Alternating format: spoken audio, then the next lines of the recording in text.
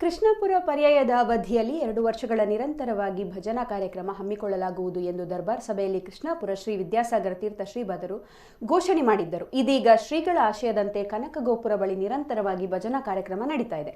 ವಿವಿಧ ತಂಡಗಳು ಈ ಭಜನಾ ಕಾರ್ಯಕ್ರಮದಲ್ಲಿ ಭಾಗವಹಿಸುತ್ತಿವೆ.